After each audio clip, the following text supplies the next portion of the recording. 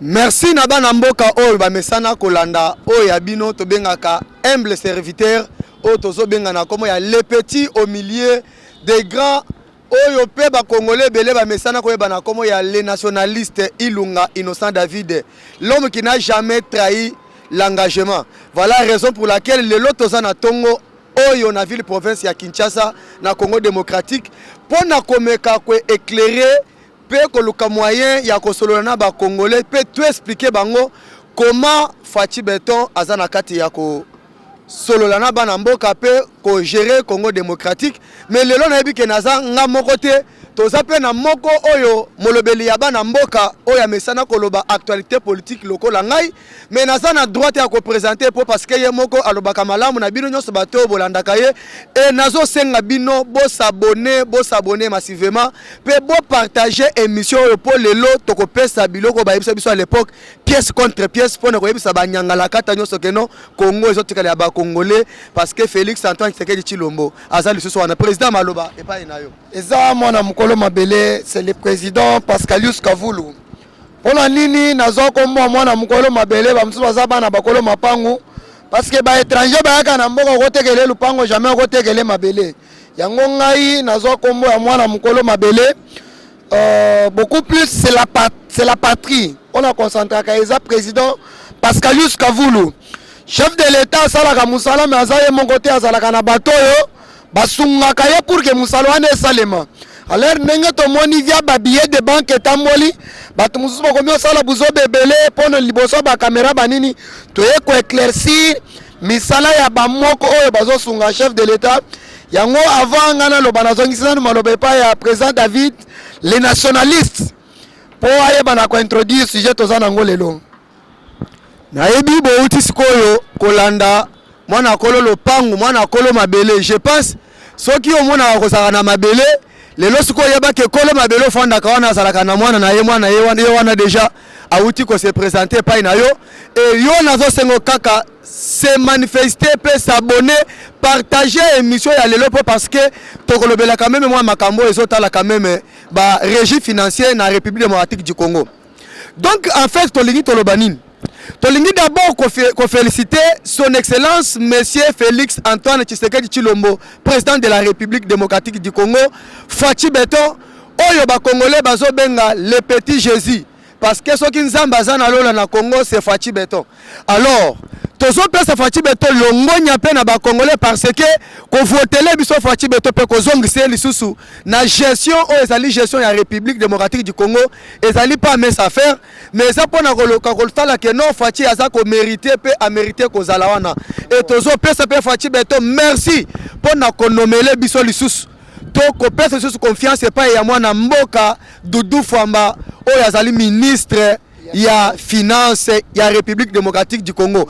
Kasi Doudou Fwamba azali moko parmi ba mandataire oyo ba différencier ba gestion na kati ya gouvernement ya papa na biso Sama Lukonde ya mana yo tukoleka na 2023 pe bozo ke no comprendre que non avec ba force oyo nyoso Barnabé Mwakadi o tozo pesa mbote na koleka que excellence ozo mériter aux appeler excellence parce que vous êtes le premier de tous les mandataires de la République démocratique du Congo. Barnabé Mwakadi, mes sincères et nos sincères félicitations pour na musala nyoso zo sala. On l'a qui si pensa que non, osama na mboka ya solo.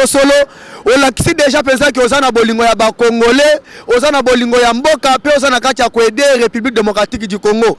J'ai jamais vu bande konanga boso landa biso. To sa pona to meka koloba que non. Et ça na batu oyo bazana mitema mabe.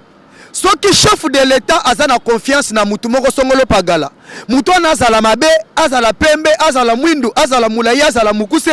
Mais parce que comme les chefs a tient confiance na kati na ye, biso nyonso ba congolais toza na droit ya kozala pe na confiance na mutu wana parce que mutu yo azali ko kamamboka pesi confiance. Mutu moko te anomaka ba mandataire. Chef de l'État nde mutu anomaka ba mandataire.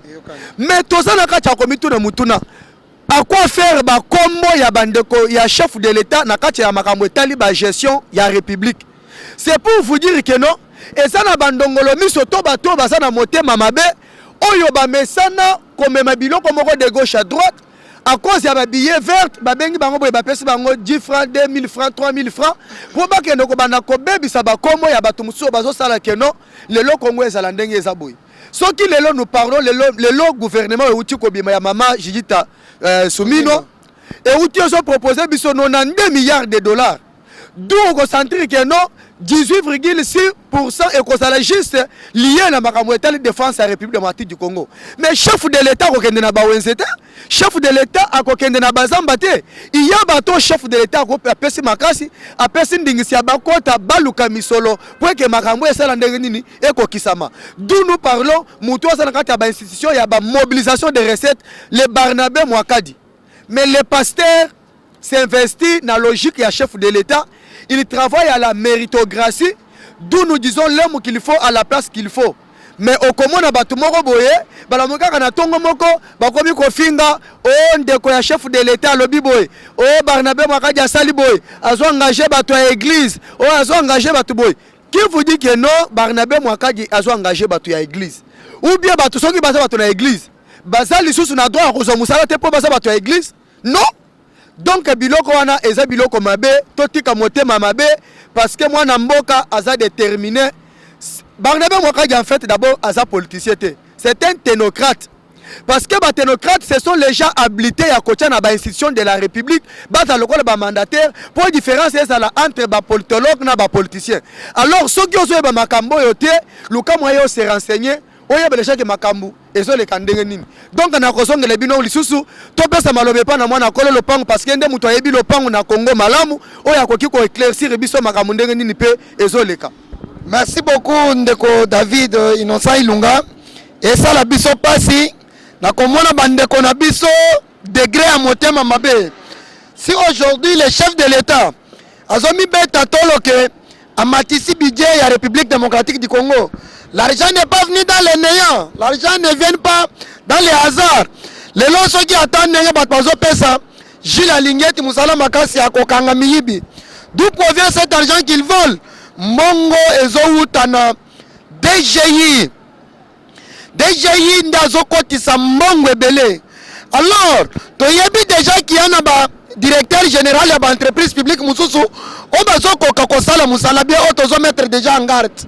Bazui mongo bapesi ba communicateur ya simandako ba woto benga ba kuya na UDPS ba wo bayaki pona mongo bango il soutient même là où il ne fallait pas soutenir. Barnabé Mwakadi c'est quelqu'un qui s'est donné aye ba recette ndenge bandaki kokota un patriote o yayebi ko sala musala na ye. Bon tous la sincère Barnabé Mwakadi balancer offre. Il y a marché. Donc dans son église, les combattants sont dans son église, les combattants sont dans les combattants sont dans l'église. Mais lorsque balancer offre, na offre wana. Bon, na dossier na yo, au solitaire d'admission est simité aux 8. Bon, il faut que nous bakano azoso bato église. Makambo eza makambo to bando mona, bato ba incompétent. On va travailler pour nos mots. L'ex-séja qui va dossier, na misala, quête d'admission, et ça, comme alobende banda kolobama. Voilà, Kabouya, Azopesa, bande kwa église, na bango musala. Or, ce n'était pas ça. CG s'est donné pour que Congo kende liboso. Et je rappelle, la lutte de l'IDPS, mon frère. Loba bimisa. Lutte de l'IDPS, c'est ça qu'on a battu. IDPS, nous, on luttait pour la République démocratique du Congo. Pour que le peuple congolais, la sociale, a se retrouver, que chacun se retrouve par rapport à son rang. L'IDPS abandonne pour mettre les points sur les i. Oyo, Ezabato, Oyo, Bake Kuna, na influence, il y a union sacrée, na influence, il y a ba parti na bango, et puis na bato Oyo, ba directeur général, bazo kokokosala musalate, ne bazo pesa bato mbongo. Nous, les communicateurs, Namwana Mukolo Mabele, na nationaliste David Ilunga, Tozoye Bisayo, directeur général Barnabé Mwakadi, Kotala Simate concentré Moussala na yo, Matisela Biso ba recette, Waneza Makelele, ya Simandaku. Si aujourd'hui le chef de l'État, Azobe Tatolo, que voilà na Makisi Bidje, voilà il y a des réalisations, armée ndenge komi équipé wana eza grâce à bino. Alors tu as notre soutien. Derrière toi, aux ayo mon côté, il faut que boka ba fleur na ba bazo sunga musale salemo. Le directeur général Barnabé Mwakadi azana bureau chef lokola coach. Mais na terrain, et ça na bato babeta kabal. C'est ça. Je vois directement le chef de bureau, Papa Ilunga. Papa Ilunga, félicitations. Parce que yo, ceux qui ont concentré Moussala na yo na ba inspecteur nous sozana bangote. Mais le tozana bidjo tozana ngote. Alors ngai lokola communicateur d'investigation. Nazo ebisabino bota la simate. To concentré liboso Papa Ilunga. Tiarigueur. Na musala ozo sala ko kipeteke parce que muntu moko alekaki na cameraman ya hit caméra na ya hitel mususu aleki na telefone ya techno po bapesa ki $10 $20 muntu wana sala nini aya abandolo babilobalo boyo ko tchana muntu ke bakomi oloba non. Moi je vous assure que biso peuple congolais toza sima na yo mwana mboka malobezonye pa na yo lisusu.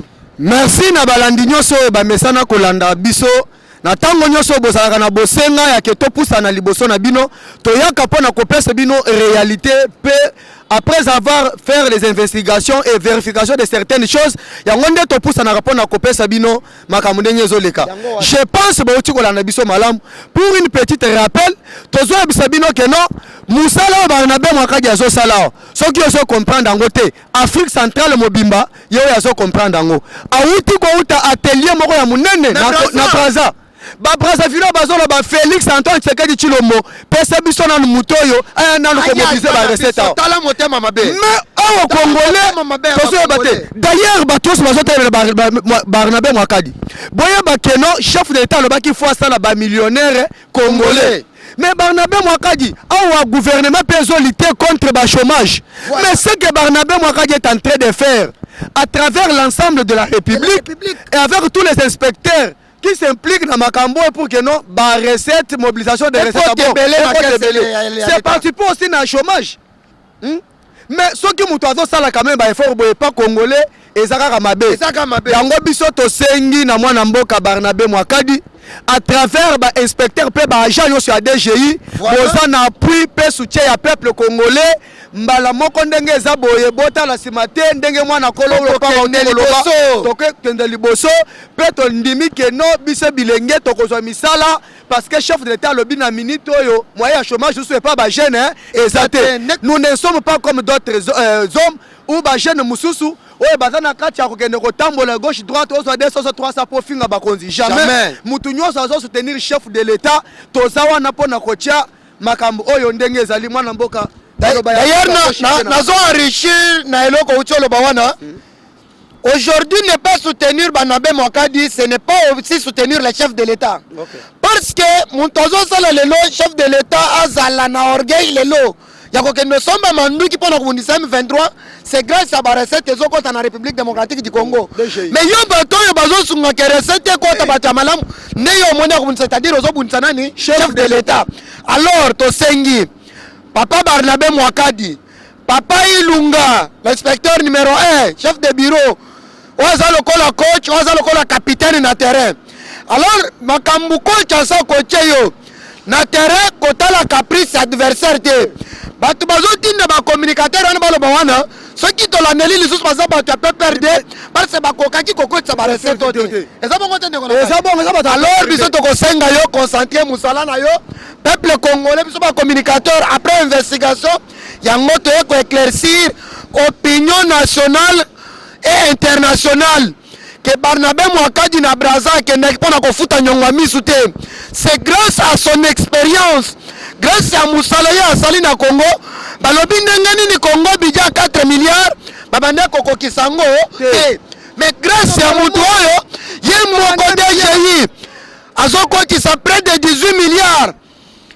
Na ane moko, c'est-à-dire faut mutu oyo kopesa biso bwanya wana, mayele wana, c'est-à-dire tozana ebele penza kota commentaire place wana te esa motema mabe omoni mutu oyo aza na motema mabe ata oyebise couleur eza pembe ya oyebise eza pembe te eza noir raison ya ke mutu azwi bandeko église na bango ce n'est pas une raison mais faut attaquer la personne qui azokotisa mongo na caisse à l'état te parce que nous devons attaquer bato lokola oyo bazokotisa mongo na caisse à l'état te oyo bazoyiba misolo ya l'état mais mutu ata azwi bandeko ya église na bango atindi kuna et qui a zoko tsamongo na caisse à l'état c'est bato église na bango baza peuple congolais te c'est que eza motema mabe pure et simple. Moi je vous dis que continuez bosala musala na songisi malobe ba ya ndeko na biso David Ilunga les nationalistes. Merci na bana mboka oyo bale mesana kolanda oyo bino tozo benga les petits au milieu de grands. Tozo benga les nationalistes Ilunga, l'homme qui n'a jamais trahi l'engagement. C'est ce que tozo mboka moko zamba kitisa ba bozunion sonakati na mboka na biso. C'est ça. Mais bande konanga soki bomoni nga pe lisusu lelo pona mesana ko betela bino makambo. Mais parfois e pona nga bokondima te yango nde lelo na ye lisusu na mwana kolo lopangu mwana kolo mabele. Lokolo mabele au Congo eza ya papa na bango. Ngai na oto salaka ba locataire ao. Awo siko mwana kolo mabele abeta makambo. Atali Sabino, ndengani ni chef de l'État, atali sous na droit ya RRT. Parce que rappelez-vous, les jours où besoin investir chef de l'État, Fatih se rappelle na mauvaise gestion ya bato ya bandongolo miso mabe, mais à l'obino, bande konanga cette fois-ci, toza na droit ya kozonga sous ba RR du passé te. Yango moni Fatih beto na nomination na na kati ya kosala. Azana kati ya ko étudier d'abord l'homme qu'il faut à la place qu'il faut. Mais comment comprendre loko tozo telemela pe awa bolanda biso malamu bandeko bo partager vidéo oyo bandeko bo s'abonner parce que awa toko kanga lisusu munoko te esengeli to yebisa bato siko vérité sur vérité. C'est ça. Maman Marthe Kasalu aza camarade na bino te. Maman Marthe moi si Etienne Tshisekedi wa Mulumba aza camarade na bino te. Oza DG oyibi mbongo na yo soki wapi okomi okima mbango ke nokobata masi Maman Marthe Kasalu kebana na yo oza soki communicateur ya kindoki soki ya ndenge nini obandi kotambo na komo ya Augustin Kabuya kanga munoko na yo po parce que biloko yo bokomi komesana. Comment comprendre yo osalela l'état? Oui, osalela l'état avec l'état nyo so se sacrifier ko salela l'état tango l'état reconnaître na yo kende déjà na repos, c'est-à-dire ba passionné yo et seigneur yo banda ko bomba muke quand tu exercer là pour que na tango ya suka okende ko milo ke lesika na yo c'est ça. mais yo ba traiter yo ba pesa yo na mbongo na yo ya de compte final ozinda ku ya l'état ofandi bimisa ba jeune chef de l'état zo bunda pour que non ba so pe misala ba longa na chômage toza ba célibataire toza na misala te soki to super misala biso pe en charge ya ko pesa biso ndaku pe to na musala na tango ebongi pe koki yo ofandi place wana na ba koko na yo na bana na yo na ba kokolol bana na yo ba komi pe ba kuluna na kati ya espace ya l'état sikoyo ba komi ko landelo papa longwa tika esika ba remplacer pe bandeko mususu mbala moko ombengisi bato na bache ba caméra ofandi pre okomi ke no Maman Marthe bazo bengana ngana lupango. Est-ce que lupango ya onate c'est individu? Est-ce individu te? Autour de la Maman Marthe ndangu tano makabato. Maman Marthe aza maman to ko respecter pour parce que molimo ya kondo Etienne Tshisekedi wa Mulumba se repose sur elle. Mais soki bino bokomi ko sala buzoba na bino na komo ya famille Tshisekedi oh s'appelle nango botalaki Patrick Tshisekedi Lukusa Martin Lukusa oh Patrick Tshisekedi bolongo Patrick Tshisekedi bobandi oh Maman Denise camarade na bino après bolongo pa Maman Denise libome lequel bino ndelo bokei tire pa Maman Marthe. C'est pour dire que bokomi ko sarana chef de l'État. Alors nous demandons au président de la République et nous demandons à l'actuel ministre de la Justice Constant Mutamba mutu nyonso komeka kobima na kombo ya Maman Marthe Kasalu to ya Maman Denise Nyakero Tshisekedi la première dame de la République to Christian Tshisekedi to Patrick Tshisekedi boka bolandela ye bokanga ye Et comme influence ya bato PPRD, influence ya bato ya kala, bato mususu baye na union sacrée, to ebi ke baye na vision ko soutenir chef de l'état. So kande bebisa. Bainde ko bebisa na kindoki. Boko ko attaquer Martin Lukusa. Martin, mais tozala ki na onatra. A bino ba conseiller ya kindoki boke ko diaboliser chef de l'état na kati ya présidence pour que bazo espace ya port ya Matadi, ba pesa ngo ba français. Ba français bazo soutenir ba Paul Kagame bitumba ya M23. Bino bozo kende ko so bambongo keno bondi be bozo espace ya nani ya Matadi ya port tikana kaka moko. Bo pesa ngo ba français. Mais bozo na kindoki te boy. C'est pour vous dire que non, bokangana ba minoko na bino, botika congolais asala musala ndenge zolongo bana. Monsieur Otozo benga le DG par excellence Martin Lukusa a travaillé na dignité, na vision à chef de l'État. Parce que le chef de l'État lui-même l'appelle l'homme de la relance, Fachi Beto. Yo siko zo na kindoki na yo balongole po bacha nani miyibi na bino na tolembi yango onatra ezo kende malamu yona mwana mboka mwana kolo mabele mwana kolo lopango lokoni enda muto ayebi mabele na bango malamu abetele biso masolo ke basoki kuna pe ezo leka ndenge ndeko David balandi na biso tozo yebisa bino o ezo salema na Congo ekomi motema mabe. Oui, motema mabe. Ekomi motema mabe. Biso l'air na ye na Kinshasa malgré biso to uta na ye biete to bandole une semaine te batumbi ba pina liboso on a traité mais le grâce au directeur général Martin Lukusa na mona kalisusu batumba ka pina liboso on a traité grâce na ye to moni batre yango bako inaugurer ngolobi batre asika ozo yawa. Oui. Grâce à Martin Lukusa, bamakisali batu ba salaire. Papa, to di jour na to di jour. Tala motema mabe ya bato bazana kata ko élaborer budget mususu ya onatra.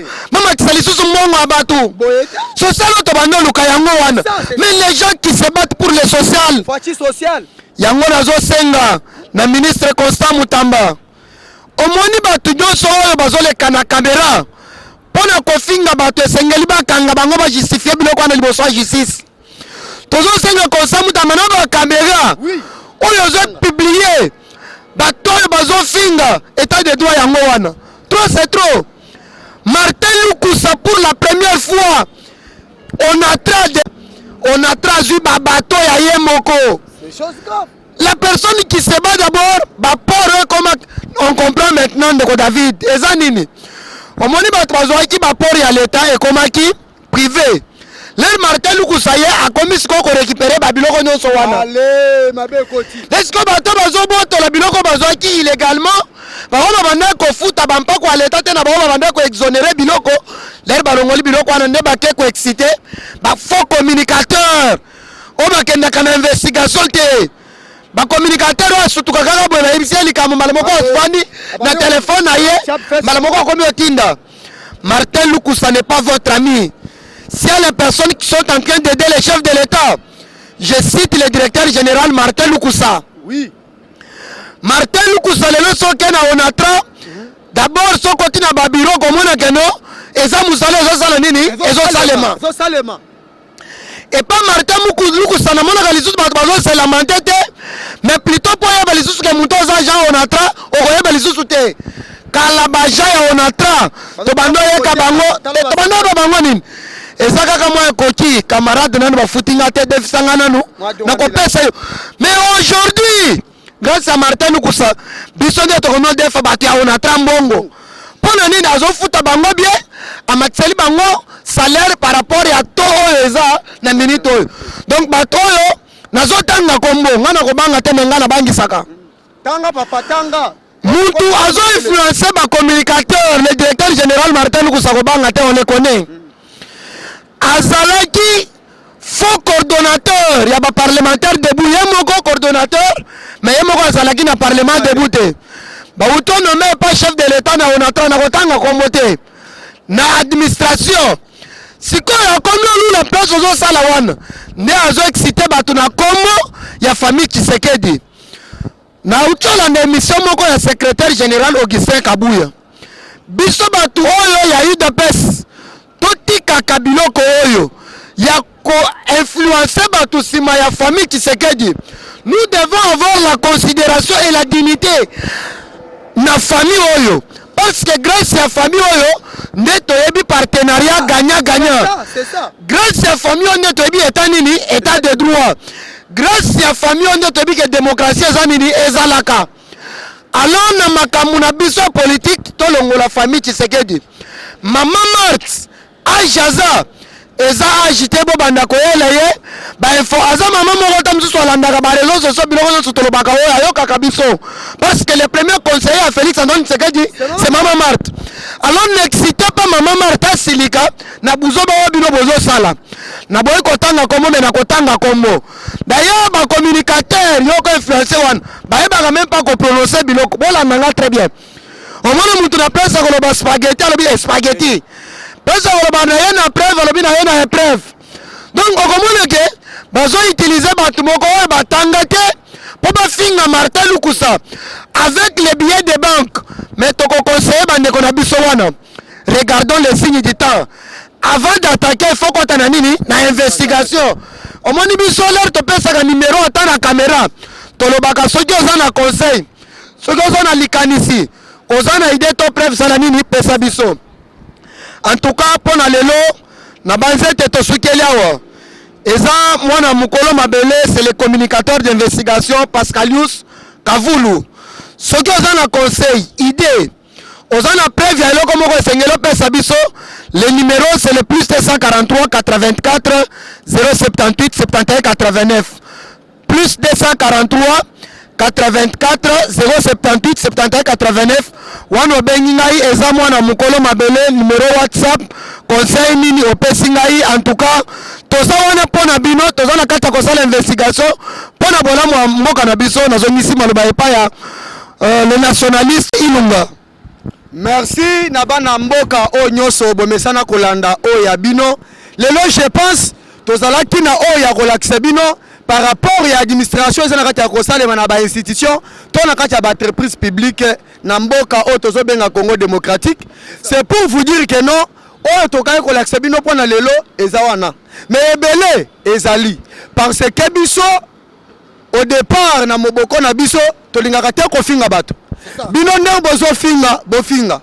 Mais na sima ko finga ya ba que justice pe ezali. Selon l'éducation de l'UDPS. Oui, biso balakisa biso ko finga te. Biso soki bino ko ko lakisa bato mususu bilamba ya UDPS pour s'identifier que baza bato ya UDPS toyebani bilongi pe toyebani pe na elobeli na biso. Yango nde ozomona mutu pa benga Maman Marthe Kasalu ayo Maman Marthe Kasanda. C'est pour dire que no ba maître yeka maloba na lole Mbappé Sembongo aya koloba. Alors biso to sengi na Fachi Beton Mukwantombolo Moa Mai Wakanyinda. Ah, donc Nzefu Kadiati Mujani. Donc biloko azosa le Messi papa pesa Martin Lukusa confiance. Parce que toi bi que si Martin Lukusa na ba droiture nyonso ya ba agent nyonso pe ba chef pe ba cadre nyonso musala eso kende malam. Tango nanu azana na ba expertise pe ba expérience ya ko exposer to tika ye ya se vide. To mekate ko tindika ye ya kende pomba te bazoya kaka na bit ya ko bloquer chef de l'état na deuxième mandat oyo pour azanga discours ya ko tenir le bossa congolais. Mais biso ne toza confiance na Fachi Beton. Merci na bana mboka nyonso bozolanda biso bon partager émission oyo bon partager bon s'abonner et ngai nazalaka na bino tango nyonso na sengi bino kaka soki bolingi ko mona nga bolingi ko contacter ngai boyebi déjà espoir otozo benga o ezali média moko professionnel parmi ba média nyonso ya République démocratique du Congo parce que a produire bino ba biloko ezali penza ya investigation. Alors ceux qui bo contacter numéro na ye bo contacter chaîne oyo je pense boko sa ba makambo nyonso ozana mutuna benga numéro ana tokoya ozana suggestion problème conseil to ozana posa koya ko investir na République démocratique du Congo toza ba jeune moko sincère lokola Fachi Beton moi to détourner ba mbongo ya batu ezate contacter média en place le président Pascal après autour au bino déjà moi contacte déjà contacter benga comment WhatsApp tout conso okozwa biso makambo ekoleka penza normal biso tosisaka boye te tolobaka kaka merci nzambo ya kelelo la kela mokili po aza likolo na nyonso. Je pense tokomonana na sens moko normal mwana mboka. Je pense toza déjà na suka soki ya koloba lisusu eza te. Merci beaucoup ndenge to éclaircir makambo nyonso. Félicitations camarades, merci beaucoup.